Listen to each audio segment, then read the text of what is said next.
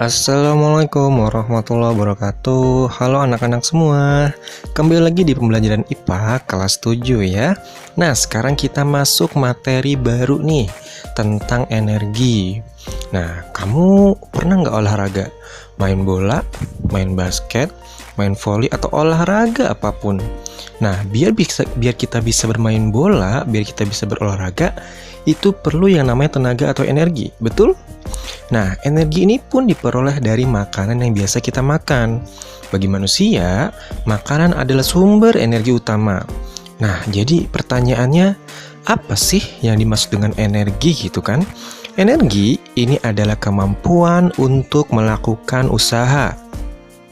Nah, di pembahasan kali ini kita akan membahas tentang 3 hal: sumber energi, bentuk energi, dan jenis-jenis energi. Pembahasan pertama, kita akan bahas tentang sumber-sumber energi. Sebenarnya sumber energi itu sumbernya dari mana saja ya? Sumber energi adalah sumber daya alam yang dapat dimanfaatkan untuk menghasilkan energi.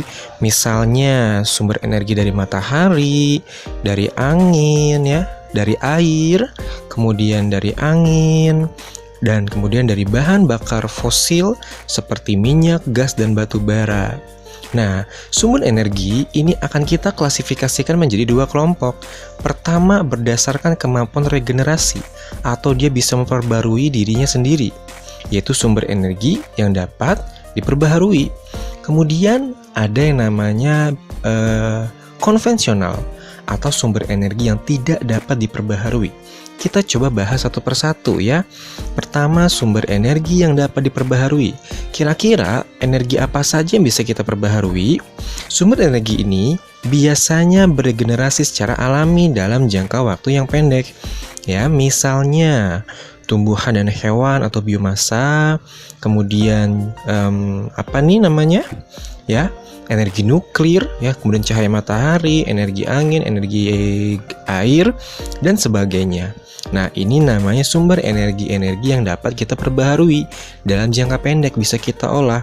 Nah, tapi ada sumber energi yang tidak dapat diperbaharui. Ya, misalnya kalau matahari itu kan biasanya memancarkan cahaya untuk menerangi bumi, betul? Nah, energi cahaya matahari dibutuhkan untuk tumbuhan hijau untuk membuat makanan melalui fotosintesis. Nah, cahaya matahari membantu kita menjemur pakaian juga kan, dan menghangatkan tubuh. Kemudian air. Air itu harus dibendung terlebih dahulu yang kemudian akan dialirkan untuk menggerakkan turbin di PLTA agar menghasilkan listrik. Begitupun dengan angin. Listrik yang dihasilkan dari energi angin tidak terlalu besar dibandingkan dengan pembangkit listrik lainnya, sehingga biasa dimanfaatkan untuk menggerakkan pompa air. Nah, sumber energi tidak dapat diperbarui ini membutuhkan berjuta-juta tahun untuk terbentuk seperti batu bara, minyak bumi, dan gas alam. Jadi tadi yang matahari, kemudian angin dan air, ini adalah salah satu sumber energi yang bisa kita perbaharui, bisa kita olah ya. Nah, tapi kalau kayak batu bara, minyak bumi, dan gas alam, ini sesuatu yang bisa diperbaharui tapi jangka waktunya sangat lama. Makanya di sini tulisnya tidak dapat diperbaharui gitu. Nah, kenapa sih? Karena asal sumber energi ini telah menipis dan diperkirakan semua turunan minyak bumi hanya akan bertahan sampai 100 tahun lagi. Itulah kenapa dilakukan berbagai upaya di seluruh dunia untuk lebih mengembangkan dan menggunakan sumber energi yang dapat diperbaharui. Nah, sumber energi yang tidak dapat diperbaharui itu yang paling terkenal adalah BBM, ya, bahan bakar minyak. Nah, bahan bakar minyak ini bersama dengan batu bara dan gas alam ya disebut dengan energi fosil. Disebut energi fosil karena terbentuk dari fosil makhluk hidup jutaan tahun yang lalu. Nah, olahan energi fosil ini akan menghasilkan bensin, solar, atau gas yang digunakan berbagai jenis kendaraan. Ya, BBM juga digunakan untuk memasak, misalnya tabung gas LPG. Gitu ya, itu sumber-sumber energi.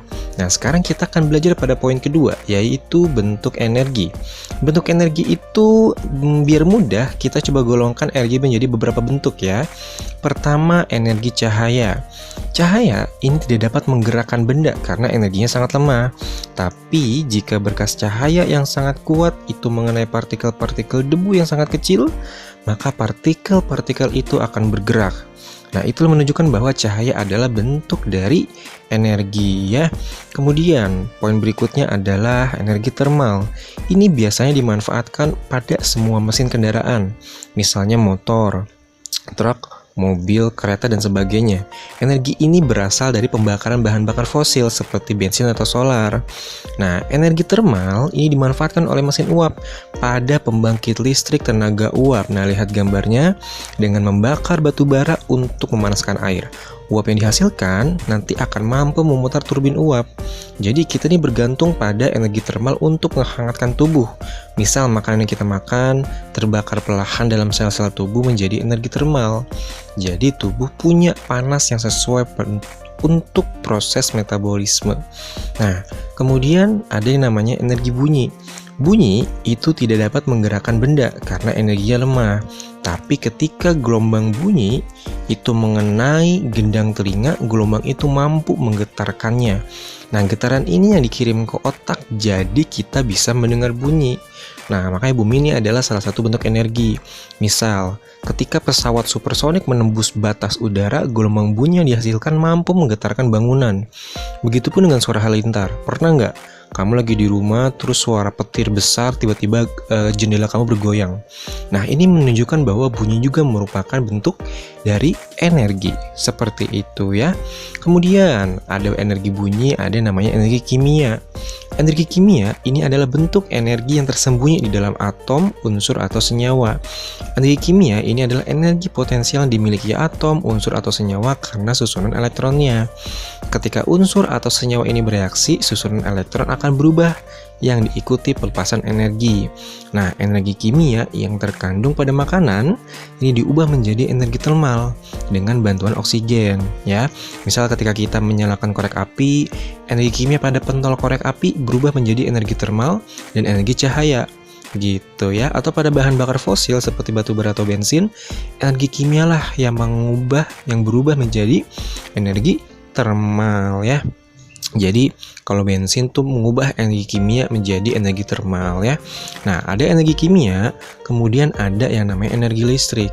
Energi listrik ini adalah bentuk energi yang terpenting dalam kehidupan kita yang sekarang nih ya, abad 21. Alat-alat seperti televisi, telepon seluler, lampu setrika, serta alat transportasi seperti kereta listrik dan mobil listrik menggunakan yang namanya energi listrik. Energi listrik ini sangat praktis dan mudah diubah menjadi bentuk energi lain. Jadi kebutuhan akan energi listrik terus meningkat. Berbagai pembangkit listrik terus dibangun untuk mengatasi kebutuhan listrik. Jadi coba kita gunakan energi listrik secara hemat, karena energi listrik diperoleh dengan biaya yang mahal. Ada energi listrik, ada yang namanya energi magnet. Energi magnet ini dapat menarik potongan besi ke arahnya secara mudah. Ya, atau magnet kan ada kutub utara, ada kutub selatan. Nah, jadi sebuah magnet mampu menggerakkan benda-benda dari besi. Magnet tuh punya energi yang disebut dengan energi magnet. Nah, energi magnet inilah biasanya digunakan dalam elektromagnet untuk mengangkat besi yang berat. Nah, elektromagnet juga digunakan misal pada motor listrik, kemudian generator listrik, mikrofon, televisi tabung, dan sebagainya. Ya, seperti itu. Ada lagi sebetulnya terakhir energi nuklir ya, nanti kamu tinggal cari sendiri apa itu energi nuklir, oke? Nah, pembahasan terakhir kita akan bahas tentang jenis-jenis energi. Jika suatu benda punya energi, maka benda itu dapat menggerakkan sesuatu atau mengerjakan gaya. Seperti yang kita udah ketahui, ada berbagai bentuk energi yang tadi sudah disampaikan, betul? Tapi secara umum, energi itu dibagi jadi dua, energi kinetik dan energi potensial. Kita coba bahas satu persatu ya. Pertama, energi kinetik. Apa sih energi kinetik itu? Energi kinetik adalah energi yang dimiliki oleh benda yang bergerak. Jadi semua benda-benda yang bergerak itu punya yang namanya energi kinetik, oke? Nah, misal kamu sedang berlari, bergerak kan? Berarti ada energi kinetiknya. Ikan paus lagi berenang, bergerak kan? Berarti ada energi kinetiknya. Jadi semua benda-benda yang bergerak itu punya namanya energi kinetik, oke? Energi kinetik itu dipengaruhi oleh massa dan kecepatan bendanya, ya. Semakin besar massanya, maka energi kinetiknya juga akan semakin besar. ya. Sedangkan semakin besar kecepatan suatu benda, maka energi kinetiknya juga akan semakin besar, seperti itu ya. Jadi kalau masanya besar, energi kinetiknya besar, kecepatannya besar, maka energi kinetiknya juga sama-sama akan ikut besar ya. Nah, terakhir ada yang namanya energi potensial. Dia punya dua pengertian. Pertama, energi potensial adalah energi yang mempengaruhi benda karena posisinya. Jadi kalau benda berada pada ketinggian tertentu, ya, itu pasti ada energi potensialnya. Misalnya, apel jatuh dari atas pohon ke bawah. Itu kan ada ketinggian kan, maka ada energi potensial. Seperti itu.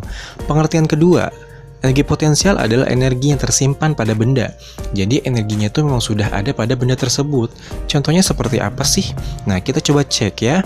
Pertama, energi potensial kimia. Nah, misalnya makanan yang kita makan itu mengandung energi potensial kimia yang diubah menjadi energi kinetik ketika kita bergerak. Energi cahaya matahari diubah oleh tumbuhan hijau melalui fotosintesis, betul? Nah, matahari, terus makanan yang kita makan itu sebenarnya energi potensial kimia. Itu energinya udah terkandung di dalam diri kita, ya kan? Makanannya ada di dalam diri kita.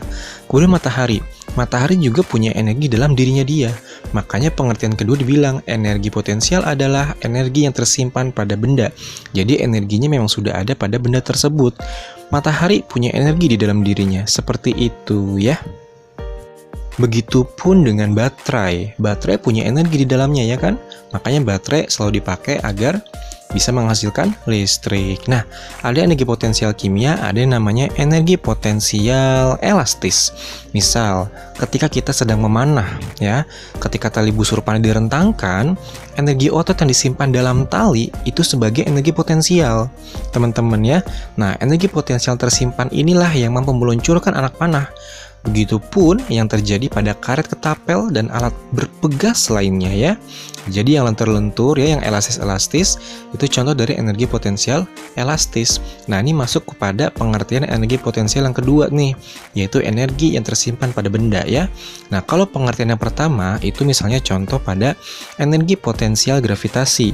Nah, misal bola jatuh ke bawah. Nah, sebuah benda memiliki energi potensial gravitasi ketika diangkat pada ketinggian tertentu atau dilepaskan jatuh dari ketinggian tertentu. Nah, itu namanya energi potensial gitu. Oke? Semuanya paham? Jadi itu bedanya ya. Kalau energi kinetik, setiap benda yang bergerak itu pasti ada energi kinetiknya. Tapi kalau energi potensial ada dua pengertian. Energi yang mempengaruhi benda karena posisinya, ya misal ketinggian, kemudian energi yang tersimpan pada benda, yaitu energi yang memang ada di dalam diri benda tersebut. Oke? Nah, sekian video kali ini. Semoga bermanfaat ya buat semua. Next, kita akan belajar tentang perubahan bentuk energi ya. Dah, sekian videonya. Jangan banyak-banyak ya, biar bisa cepat-cepat istirahat. Oke? Sekian. Assalamualaikum warahmatullahi wabarakatuh. Jangan lupa di-subscribe, dibunyikan lonceng notifikasinya, di like, di share video ini ke teman-temannya ya, agar sama-sama paham, oke?